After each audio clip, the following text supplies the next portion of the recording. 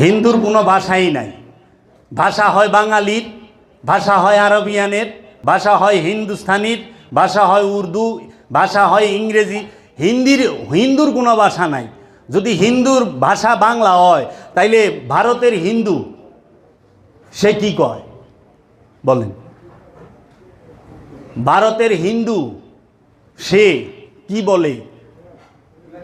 পাকিস্তানের হিন্দু আছে না, ও কি বাংলায় কথা কয়?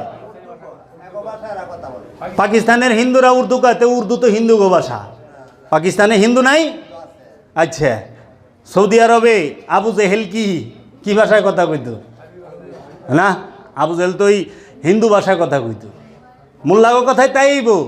আরে কাফেরও তো আরবি কইছে। আবু জেহেল আরবি কয় নাই? আবুল হাব আরবি ভাষায় কথা কয় নাই? তাহলে আরবি ভাষা সেইটা আল্লাহর ভাষা, কাফেরও তো আরবি ভাষায় কথা কইছে। আরে ভাষা হইল জাতের, একটা দেশের ভৌগোলিক সীমা একটা জাতির হয়।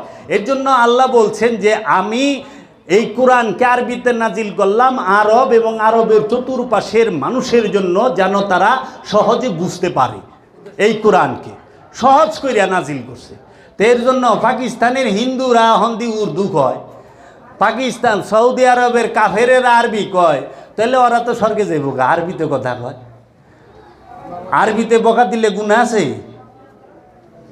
ওই যে দেখবেন বাল্লি ড্যান্সে আরবি গান ছাইরা নাচবার লইছে, ওইটা দেখতে তো কোনো গুনাহ নাই। আরবি গান সোয়াব, আরবি পড়লেই সোয়াব।